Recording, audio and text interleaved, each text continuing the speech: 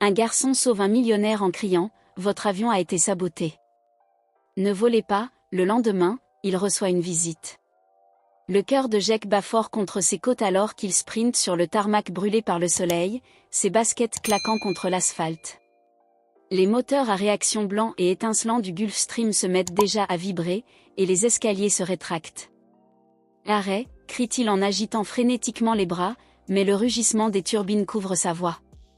Les agents de sécurité se déplacent pour l'intercepter, leur visage se durcissant à la vue d'un adolescent débraillé franchissant le périmètre de l'aérodrome privé. À l'intérieur du jet, Robert Thornton s'installe dans un cuir doux comme du beurre, inconscient de l'agitation. Jake se libère de l'emprise d'un garde, le désespoir lui donnant une force inattendue. « Votre avion a été saboté. » Ne volez pas, les mots lui échappent de la gorge alors qu'un garde le plaque au sol. À travers le hublot du jet, les yeux de Thornton rencontrent Jake pendant une fraction de seconde, confusion, rejet, puis la plus faible lueur de doute. Le garçon sait quelque chose d'impossible. La question est, comment ? Et pourquoi quelqu'un voudrait-il la mort de Robert Thornton ?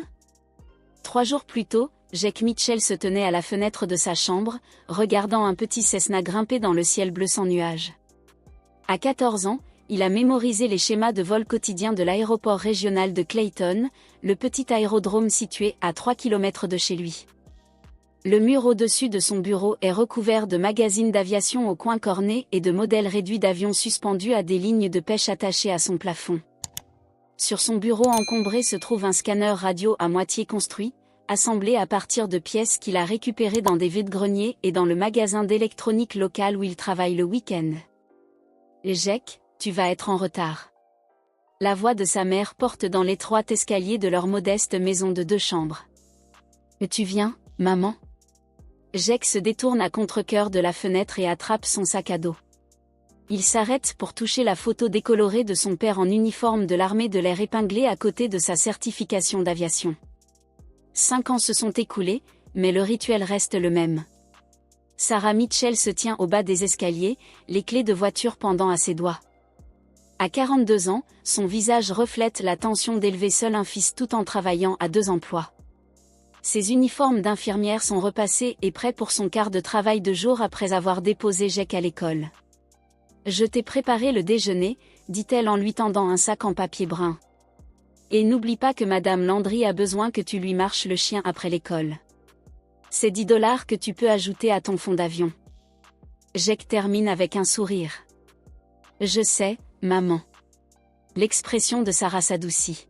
« Ton père serait fier de voir à quel point tu es proche de ses leçons de pilotage. » Jake hoche la tête, la douleur familière de l'absence de son père se mêlant à l'excitation d'être à seulement $300 de commencer les cours de pilote privé à Clayton Régional. Son père lui avait enseigné avant l'accident, mais la certification officielle nécessiterait des leçons appropriées. Le trajet jusqu'au lycée de Westridge les conduit au-delà de la clôture grillagée de l'aéroport. Un jet privé élégant, plus grand et plus luxueux que les petits avions habituels, se trouve sur le tarmac. Waouh, regardez ce Gulfstream G650. Jake presse son visage contre la vitre de la voiture. C'est un avion de 35 millions de dollars. Il peut voler à Mach 0,925, soit presque la vitesse du son. Sarah jette un coup d'œil au jet. Quelqu'un d'important doit visiter notre petite ville. C'est l'avion de Thornton Innovation, dit Jake, les yeux toujours rivés sur l'avion. Je reconnais le logo sur la queue. Robert Thornton. Sarah lève un sourcil. Le milliardaire de la technologie. Millionnaire. Jake corrige automatiquement. Il vaut environ 300 millions, pas 1 milliard. Son entreprise fabrique des systèmes de navigation aérienne. Papa a utilisé une partie de leur équipement. Sarah secoue la tête, amusée par les connaissances encyclopédiques de son fils sur tout ce qui touche au vol. Peut-être qu'il est ici pour la conférence technologique au collège communautaire. Jake hoche la tête distraitement, fixant toujours le jet blanc brillant jusqu'à ce qu'il disparaisse de sa vue. L'école s'éternise dans un flou de cours et de conversations de couloir. Jake s'en rend à peine compte. Son esprit revient sans cesse au Gulfstream. Pendant le déjeuner, il s'assoit seul sur un banc près du terrain de sport, mangeant son sandwich tout en esquissant la silhouette distinctive de l'avion dans son carnet. Tu continues à dessiner tes petits avions, Mitchell? Derek Simmons, un étudiant trapu en 2e année, arrache le carnet des mains de Jake. Quand vas-tu grandir? Rends-le-moi, Derek. Jake reste là, sachant que c'est inutile. Avec ses 1,70 mètres, il mesure au moins 10 cm de moins que Derek. Qu'est-ce qu'il y a de si spécial dans les avions? Derek feuillette les pages remplies de dessins techniques détaillés. On dirait qu'ils ont été faits par un enfant de 5 ans.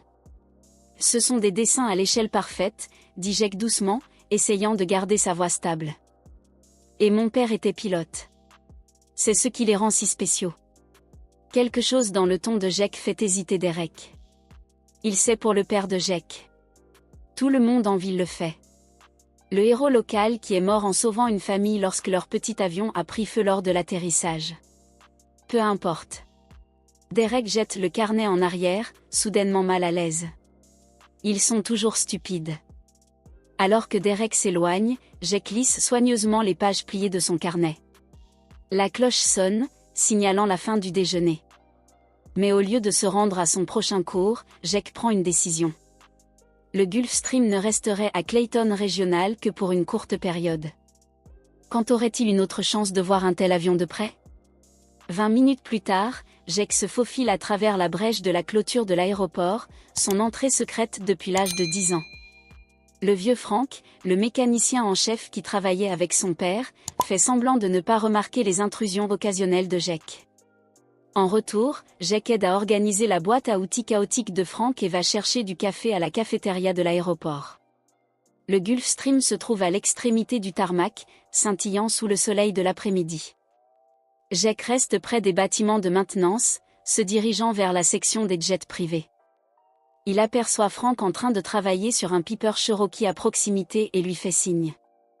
Frank, un homme d'une 60aine d'années aux mains tachées à vie par la graisse du moteur, lui fait un signe de tête subtil. « Tu ne devrais pas être à l'école, gamin ?» Journée de travail des enseignants. Jake ment, sachant que Frank ne vérifiera pas. « Ouais. Frank s'essuie les mains sur un chiffon. « Je suppose que vous êtes ici pour admirer ce jet de luxe. » Jake sourit. « Est-ce que je peux regarder ? » Je resterai à l'écart. Frank regarde autour de lui, puis hausse les épaules. La sécurité est avec le VIP lors de sa réunion. Ne touche à rien. Et si quelqu'un demande, je ne t'ai jamais vu. Merci, Frank. Jake se dirige vers le Gulfstream, le cœur battant d'excitation. Le jet est encore plus impressionnant de près. Jake marche lentement autour, admirant les lignes épurées et l'ingénierie parfaite. C'est ce dont il rêve. Il ne s'agit pas seulement de piloter de petits monomoteurs comme son père, mais aussi de piloter un jour l'une de ces magnifiques machines à travers les continents. Alors qu'il s'approche de l'arrière de l'avion, quelque chose attire son attention. Un petit panneau d'accès près de la section arrière est légèrement enfoncé, presque imperceptible à moins Jake est parfaitement conscient des meubles usés et de la décoration démodée. Thornton, cependant, ne semble pas le remarquer ni s'en soucier alors qu'ils s'installent confortablement sur leur canapé. « J'ai parlé avec le FBI tard dans la nuit », dit-il une fois que Sarah revient avec du café. Ils suivent plusieurs pistes, mais leur enquête prendra du temps. « Est-ce qu'ils ont des suspects ?» demande Jake, la curiosité surmontant sa maladresse initiale. L'expression de Thornton s'assombrit légèrement. Il ne manque pas de personnes qui pourraient bénéficier de ma disparition, des concurrents, d'anciens employés mécontents, et même certains au sein de ma propre entreprise qui ne sont pas d'accord avec ma vision. Quelqu'un de proche, dit Jake, se souvenant de la précision avec laquelle l'appareil avait été placé. Il faudrait que ce soit quelqu'un qui connaisse votre horaire de voyage et qui ait accès à l'avion. Thornton le regarde avec un intérêt renouvelé. Précisément. Tu as un bon instinct, Jake. Sarah bouge mal à l'aise. Jake devrait probablement aller à l'école. Il a déjà manqué un jour. Bien sûr. Thornton pose sa tasse de café. Mais d'abord, j'aimerais discuter de quelque chose avec vous deux. Il fouille dans sa veste et en sort une enveloppe qu'il pose sur la table basse. C'est un signe de ma reconnaissance, Madame Mitchell.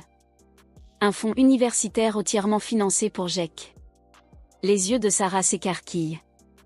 Monsieur Thornton, c'est très généreux. Mais s'il vous plaît, l'interrompt-il doucement. J'insiste. Votre fils m'a sauvé la vie. L'argent ne signifie rien comparé à cela, mais c'est une façon pour moi d'exprimer ma gratitude. Jack regarde l'enveloppe, comprenant l'ampleur du cadeau à l'intérieur. L'université avait toujours été un rêve lointain, quelque chose que sa mère travaillait des heures supplémentaires pour essayer de rendre possible. Il y a autre chose, poursuit Thornton. Jack a mentionné hier que son père lui apprenait à voler avant de décéder. J'ai pris des dispositions pour qu'il reprenne ses cours s'il est intéressé. Tous frais payés, bien sûr. Le cœur de Jack fait un bond. Vraiment ? Je peux obtenir ma licence de pilote ? Jack prévient sa mère. C'est trop. Nous ne pouvons pas l'accepter. Sarah, dit Thornton doucement. Je connaissais Thomas. Pas bien, mais suffisamment pour savoir qu'il voudrait que son fils suive sa passion. Il se tourne vers Jack. Il y a plus, mais cela peut attendre après l'école. En fait, j'espérais que tu pourrais me rejoindre à l'aéroport cet après-midi. Il y a quelque chose que j'aimerais te montrer. Jack regarde sa mère, plaidant silencieusement. Après un moment, elle soupire. Tant que ses devoirs sont faits en premier. Excellent. Thornton se lève et regarde sa montre. Maintenant, à propos de ce trajet jusqu'à l'école. Le SUV noir fait sensation lorsqu'il arrive au lycée Westridge. Les étudiants s'arrêtent et regardent Jack sortir du siège arrière, suivi d'un homme reconnu par les médias. Mon chauffeur viendra te chercher à 15h30, dit Thornton à Jack. Si cela te convient. Oui, monsieur. Merci. Thornton sourit. Après ce que tu as fait, Jack, tu n'auras plus jamais besoin de m'appeler monsieur. Robert s'en sortira bien. Alors que le SUV s'éloigne, Jack prend conscience de la foule d'étudiants rassemblés. Parmi eux se trouve Derek Simmons, la bouche grande ouverte sous le choc. Mec, dit le meilleur ami de Jack, Miguel, apparaissant à ses côtés. C'était Robert Thornton, le technicien ? Jack hoche la tête, toujours en train de traiter lui-même les événements de la matinée. Pourquoi te déposait-il à l'école ? Demande Miguel. Avant que Jack ne puisse répondre, la première cloche sonne. C'est une longue histoire, dit-il. Je te le dirai au déjeuner. Tout au long de la matinée, Jack trouve presque impossible de se concentrer sur les cours. Son téléphone vibre de messages textes de camarades de classe qui ont entendu des rumeurs sur son lien avec Thornton et l'incident à l'aéroport. À l'heure du déjeuner, l'histoire s'est répandue dans toute l'école, devenant plus élaborée à chaque nouvelle narration.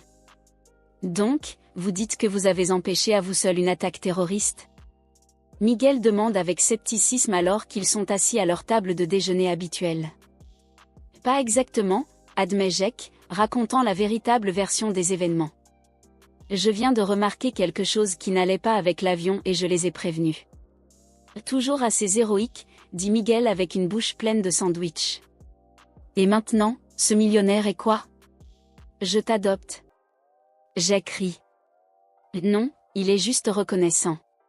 Il crée un fonds pour ses études et paie des cours de pilotage.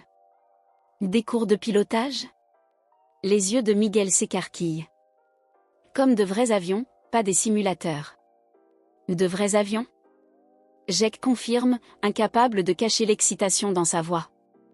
Et il veut me montrer quelque chose à l'aéroport cet après-midi. Qu'est-ce que tu penses que c'est ? Jack hausse les épaules. Aucune idée. Mais après tout ce qui s'est passé, je suis prêt à tout. L'après-midi s'éternise encore plus lentement que le matin.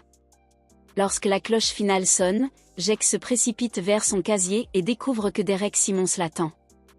Alors, c'est vrai, dit Derek, son hostilité habituelle remplacée par quelque chose qui ressemble à du respect. Tu as vraiment sauvé l'avion de ce riche. Je viens de remarquer quelque chose qui ne va pas, dit Jack, mal à l'aise avec l'attention. Ce n'est pas ce que disent les médias. Ils te traitent de héros, dit Derek, maladroitement. Quoi qu'il en soit, c'est plutôt cool.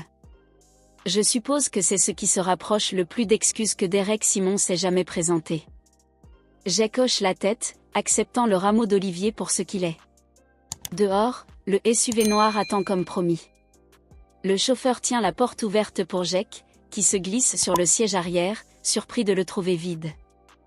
Monsieur Thornton nous attend à l'aéroport, explique le chauffeur, captant le regard interrogateur de Jake dans le rétroviseur. Il avait d'abord quelques affaires à régler. 20 minutes plus tard, ils arrivent à Clayton Regional. Au lieu de le déposer au terminal principal, le chauffeur emprunte un chemin d'accès privé menant aux hangars exécutifs. Il s'arrête devant le plus grand, où Robert Thornton discute avec un homme grand et mince dans un costume coûteux. Alors que Jake s'approche, il entend la fin de ce qui ressemble à une conversation animée. Peu importe ce que pense le conseil d'administration, dit Victor Thornton. La décision est définitive. L'autre homme, Victor, remarque Jake en premier. Ah, ça doit être le jeune héros dont j'ai entendu parler, dit-il avec un sourire qui n'atteint pas ses yeux. Il tend la main à Jake. Victor Reeves, je suis le directeur de l'exploitation de Thornton Innovation. Jake Mitchell, répond Jake en serrant la main froide de l'homme. Mitchell ? Les sourcils de Victor se lèvent légèrement. Un lien de parenté avec Thomas Mitchell ? Mon père, dit Jake, remarquant que les yeux de Victor se rétrécissent légèrement. Victor était sur le point de partir, intervient Thornton avec douceur. Préparation de la réunion du conseil d'administration. Le sourire de Victor se resserre. Bien sûr, nous continuerons notre discussion plus tard, Robert. Il se tourne vers Jake. Bonne visite, jeune homme, et merci pour votre observation attentive. Quelque chose dans son ton met Jake mal à l'aise. Il regarde Victor se diriger vers une voiture qui l'attend, ses mouvements raides par une colère à peine contenue. Ne t'en fais pas, Victor, dit Thornton une fois qu'ils sont seuls. Il n'est pas d'accord avec certaines de mes récentes décisions commerciales. Et maintenant, on y va. Il fait un geste vers les portes du hangar. À l'intérieur, Jake a le souffle coupé. L'immense espace abrite plusieurs avions, depuis un élégant de se confier à sa mère. Monsieur Thornton pense que l'accident de papa n'était peut-être pas un accident, admet-il finalement. Sarah gèle la tasse de café à mi-chemin de ses lèvres. De quoi parles-tu ? Il pense que la même personne qui a saboté son avion pourrait être responsable du crash de son père. Jake observe attentivement l'expression de sa mère. Papa a-t-il déjà mentionné qu'il travaillait sur un projet spécial pour Thornton Innovation ? Sarah pose sa tasse, sa main tremblant légèrement. Jake, la mort de ton père a fait l'objet d'une enquête approfondie. Il s'agissait d'une panne mécanique, pas d'un sabotage. Mais que se passerait-il si ce n'était pas le cas ? Et si quelqu'un voulait arrêter son travail ?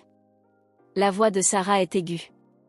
Je ne vous laisserai pas courir après des conspirations et rouvrir des blessures à peine cicatrisées. Robert Thornton a peut-être de bonnes intentions, mais remonter le passé ne ramènera pas ton père. Jake veut argumenter pour lui parler du téléphone sécurisé et des soupçons de Thornton sur Victor Reeves, mais la douleur dans ses yeux l'arrête. Je suis désolée, maman. Tu as raison. Sarah s'adoucit et tend la main par-dessus la table pour toucher la sienne. Je sais que tu lui manques. Moi aussi, tous les jours. Mais nous avons construit une vie pour nous-mêmes ces 5 dernières années. Une belle vie. Ne laisse pas cette situation avec Thornton faire dérailler tout cela. Jake hoche la tête, même si les questions continuent de brûler dans son esprit. Il termine son petit déjeuner en silence, puis attrape son sac à dos. Je rentrerai tard à cause du cours de pilotage, lui rappelle-t-il. Le capitaine Reynolds vient me chercher à l'école. Je me souviens. Sarah le serre fort dans ses bras. Sois prudent là-haut. D'accord, je le ferai. Je te le promets. L'école se déroule dans un flou de cours et de conversations chuchotées. Tout le monde semble avoir entendu parler du lien de Jake avec Robert Thornton. Certains sont impressionnés, d'autres sceptiques, mais tous sont curieux. Jake élude la plupart des questions, mal à l'aise avec l'attention. Au déjeuner, Miguel le bombarde de questions sur la leçon de pilotage à venir. Alors, tu vas sérieusement piloter un avion ? Vraiment le piloter? C'est ça l'idée? Jake confirme. Je l'ai déjà fait avec mon père, mais ça fait 5 ans. Et si tu t'écrasais?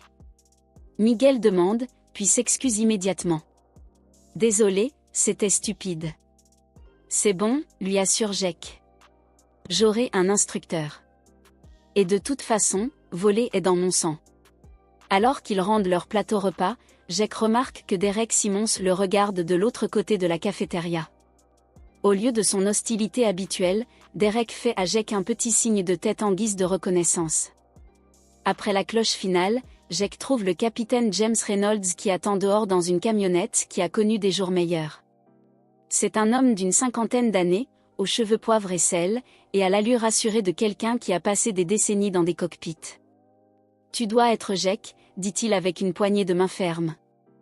J'ai bien connu ton père. J'ai volé avec lui pendant la guerre du Golfe. Enchanté de vous rencontrer, monsieur. Jake répond en montant sur le siège passager. Appelez-moi Jim, Reynolds démarre le camion. Robert m'a dit que tu avais de l'expérience. Dans un 172. Mon père a commencé à m'apprendre quand j'avais 9 ans, explique Jake. Commande de base, vol rectiligne et en palier, ce genre de choses. Reynolds hoche la tête en signe d'approbation. Bonne fondation. Nous verrons ce dont vous vous souvenez et nous construirons à partir de là. À l'aéroport, il se dirige directement vers le hangar où attend le Cessna. Jake ne peut s'empêcher de passer sa main le long du fuselage pendant qu'ils effectuent ensemble le contrôle pré-vol. Elle est en parfait état, lui dit Reynolds. Robert l'a entièrement restaurée et modernisée avec la dernière avionique.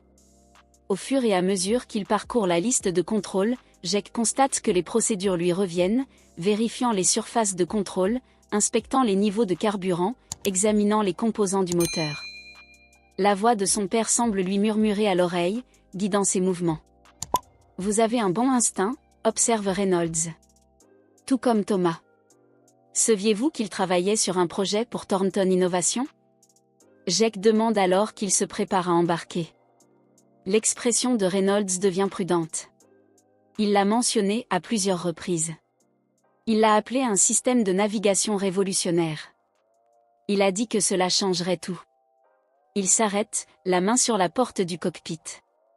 Après sa mort, je me suis toujours demandé ce qu'il était advenu de ses recherches. La société de Thornton a finalement sorti quelque chose de similaire, mais des années plus tard que prévu. Jake absorbe cette information alors qu'il monte dans l'avion. L'odeur familière du carburant d'aviation et des sièges en cuir fait remonter un flot de souvenirs. Ses mains tremblent légèrement alors qu'il s'installe dans le siège du pilote. « Ça va ?» Reynolds demande, remarquant son hésitation. « Ouais. » Jake prend une profonde inspiration, se souvenant simplement. Reynolds hoche la tête en signe de compréhension. Le premier retour est toujours le plus difficile, mais croyez-moi, une fois que nous serons en l'air, ce sera comme rentrer à la maison. La leçon se déroule mieux que Jake aurait pu l'espérer. Après un briefing complet au sol, Reynolds le laisse gérer la plupart des procédures de roulage et de décollage. Une fois dans les airs, la nervosité de Jake disparaît, remplacée par un sentiment de liberté et de connexion avec son père. « Tu es un enfant né », dit Reynolds tandis que Jake exécute un virage parfait. « On va faire de toi un pilote en un rien de temps. » Pendant 90 minutes, il s'entraîne aux manœuvres de base, montée, descente, virage, maintien de l'altitude. Jake absorbe chaque correction et chaque indication, déterminé à rendre son père fier. Alors qu'il s'apprête à retourner à l'aéroport, il pose enfin la question qui le taraude. « Capitaine Reynolds, pensez-vous que l'accident de mon père a pu être causé par un sabotage ?» Reynolds serre les mains sur le volant. « Qu'est-ce qui vous fait poser cette question ?» Jake explique ce que Thornton lui avait dit sur les similitudes entre le dispositif de son jet et une possible altération de l'avion de son père. « Écoute, Jake, dit prudemment Reynolds. Ton père enquêtait sur un sujet sensible. Pas seulement sur le système de navigation, mais sur des irrégularités qu'il avait découvertes dans les procédures de test de l'entreprise. Il m'a appelé la veille de sa mort. Il m'a dit qu'il devait me montrer quelque chose d'important. » Le cœur de Jake bat la chamade. Qu'est-ce que c'était ? Je ne l'ai jamais découvert. Nous étions censés nous rencontrer le lendemain, mais Reynolds s'estompe, puis s'est éclairci la gorge. L'enquête officielle a été approfondie, mais certaines pistes n'ont pas été explorées aussi profondément qu'elles auraient pu l'être. Les entreprises puissantes peuvent influencer les résultats, même involontairement. Tu penses que Thornton a caché quelque chose? Jake demande, confus. Pas nécessairement Thornton lui-même, précise Reynolds. Mais quelqu'un dans son entreprise aurait pu avoir des raisons d'empêcher que les découvertes de votre père soient révélées. Alors qu'il s'approche de l'aéroport pour atterrir, Reynolds prend le contrôle de l'avion. Fais attention, Jake. Robert Thornton peut sembler être un ami aujourd'hui, mais n'oublie pas que son entreprise a des milliards en jeu. Fais confiance, mais vérifie. Jake réfléchit à l'avertissement de Reynolds alors qu'il termine l'atterrissage et roule jusqu'au hangar. Les propos du capitaine ont ajouté une couche de complexité supplémentaire à une situation déjà confuse. Si quelqu'un chez Thornton Innovation était responsable de la mort de son père, Thornton lui-même pourrait-il être impliqué, ou essaie-t-il vraiment de découvrir la vérité? Après avoir sécurisé l'avion, Reynolds accompagne Jake jusqu'à l'endroit où sa mère l'attend dans leur voiture. Il a bien travaillé aujourd'hui, dit-il à Sarah. Astérisque Thomas serait fier. L'écriture familière de son père apporte une nouvelle vague de chagrin. Cher Jake, ça commence. Si vous lisez ceci, c'est qu'il m'est arrivé quelque chose. J'espère que vous êtes assez vieux pour comprendre ce que je suis sur le point de vous dire et assez courageux pour faire ce qu'il faut avec cette information. Jake lit à haute voix, sa voix devenant plus ferme. Il poursuit. Depuis 1 an, je teste un nouveau système de navigation pour Thornton Innovation. Sa technologie révolutionnaire, le positionnement par satellite, est précise au centimètre près, et non au mètre. Les applications militaires à elles seules valent des milliards. Mais j'ai découvert quelque chose d'inquiétant. Le système est défectueux. Dans certaines conditions, il génère des lectures erronées qui pourraient entraîner un avion dans des situations dangereuses. J'ai minutieusement documenté ces défauts, mais lorsque je les ai signalés à la direction, on m'a demandé de garder le silence jusqu'à ce qu'ils puissent évaluer la situation. Il y a 2 semaines, j'ai trouvé des preuves que quelqu'un avait falsifié mes données de test pour masquer les problèmes. Lorsque j'ai confronté Victor Reeves, le directeur des opérations, il m'a proposé de l'argent pour valider le système. J'ai refusé. Hier, j'ai reçu un avertissement anonyme indiquant que mon avion pourrait être altéré. Je prends mes précautions, mais si quelque chose m'arrive, les preuves sont sur ce disque. Transmettez-les directement à Robert Thornton. Pas ses dirigeants, ni son conseil d'administration, mais Thornton lui-même. C'est un pilote. Il comprendra les implications. Je suis désolé de te faire porter ce fardeau, mon fils. Sache que je t'aime plus que tout au monde. Et je suis fier de l'homme que tu deviendras. Fais confiance à ton instinct comme je te l'ai appris. Ils te guideront. Oh, mon amour, papa. Jake baisse la lettre, les mains tremblantes. Sarah essuie les larmes de ses yeux, son visage est pâle. Il le savait, murmure Jake. Il savait que quelqu'un pourrait essayer de le tuer. Et il a quand même volé ce jour-là, dit Sarah, la voix brisée. Et c'était Thomas, faisant toujours ce qu'il pensait être juste, quel que soit le risque. Jake vérifie sa montre. 5h15, il est censé rencontrer Thornton dans 15 minutes. Maman, je dois aller à l'aéroport. Monsieur Thornton veut me rencontrer à 17h30 après ce que nous venons de lire. Absolument pas, l'instinct protecteur de Sarah s'enflamme. Nous devons porter l'affaire devant la police. La lettre de papa dit spécifiquement de la porter à Thornton, soutient Jake. Et nous ne savons pas qui d'autre pourrait être impliqué. La police pourrait ne pas comprendre les preuves techniques. Sarah a visiblement du mal à prendre sa décision. Alors je viens avec toi. Thornton a dit de venir seul, admet Jake. Il a dit qu'il était important de ne le dire à personne. Je me fiche de ce qu'il a dit. Je ne te laisse pas affronter ça tout seul. Le ton de Sarah ne souffre aucune discussion. Nous apporterons le disque dur et la lettre. Si Thornton est sincère dans sa volonté de trouver la vérité, il comprendra pourquoi je suis là. Jake hoche la tête, soulagé de ne pas porter ce fardeau seul. Il place le disque dur et la lettre dans le boîtier ignifuge et se dirige vers la voiture. Alors que Jake attache sa ceinture de sécurité, le téléphone sécurisé vibre avec un autre message. Changement de plan. Rendez-vous plutôt à l'ancien hangar de maintenance B, entrez par la porte A. La sécurité vous laissera entrer. Venez seul. Jake montre le message à sa mère. Le malaise grandit.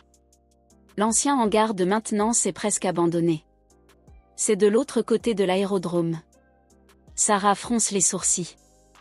Je n'aime pas ça, Jake. Cela semble mal.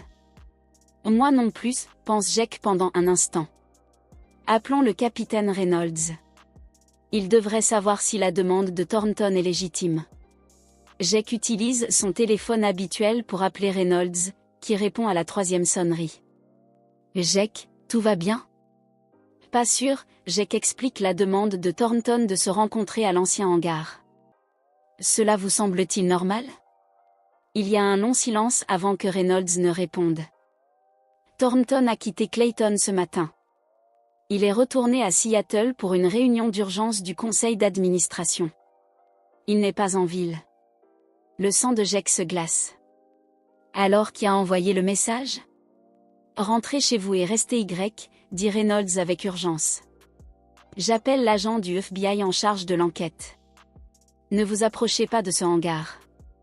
Jake raconte cela à sa mère, qui met immédiatement la voiture en marche arrière et sort de l'allée. Nous allons directement au commissariat, déclare-t-elle. Mais alors qu'ils tournent sur Main Street, un SUV noir s'arrête à leur hauteur. À travers la vitre teintée, Jake aperçoit le chauffeur, le même agent de sécurité qui l'avait conduit hier pour rencontrer Thornton. Maman, c'est le chauffeur de Thornton, dit Jake, confus. Le SUV accélère brusquement, coupant la route devant leur voiture et forçant Sarah à freiner brusquement. Avant qu'ils ne puissent réagir, un autre véhicule les bloque par derrière. Jake, cours. Sarah crie alors que des hommes en costume sombre s'approchent des deux voitures, mais il n'y a nulle part où aller. Jake serre l'étui ignifuge contre sa poitrine tandis que les hommes atteignent leur voiture. L'un d'eux frappe à la fenêtre de Sarah avec le canon d'un pistolet. Madame Mitchell, Jake, dit l'homme avec un professionnalisme froid. Veuillez sortir du véhicule. Monsieur Reeves aimerait vous dire un mot.